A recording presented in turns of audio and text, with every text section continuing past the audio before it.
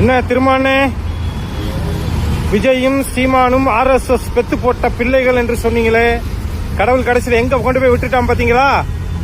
RSS பெத்து போட்ட அந்த குழந்தைக்கு ஆய் கழுவவும் குண்டி கழுவவும் கொண்டு போய் விட்டாச்சு. உங்க வாயில விழுந்தாலே எல்லாருமே நல்லா இருப்பாங்கன்னு தான் நினைக்கிறேன். கடைசியில் அவங்கள்ட்டே கொண்டு போய் கடவுள் விடுறான் பாத்தீங்களா? நீங்க திட்டாத ஒரே ஆளு கேப்டன் விஜயகாந்த் அவர்களை மட்டும்தான். அதனாலதான் அவரு தோத்து போயிட்டாரு. நீங்க யாரெல்லாம் திட்டுறீங்களோ, யாரெல்லாம் விமர்சிக்கிறீங்களோ அவங்க வெற்றி அடைகிறாங்க. கடைசியில் அவங்களுக்கே கூச்சா தூக்குற நிலைமையில கடவுள் கொண்டு விட்டுறாரு. ரொம்ப மகிழ்ச்சின்னு.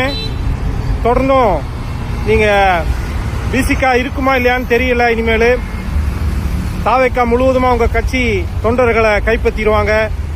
பிசிகான்ற ஒரு கட்சியே இருக்குமான்றது சந்தேகம்தான். உங்களுடைய சாணக்கிய தந்திரங்கள் எல்லாம் தோத்து போச்சு.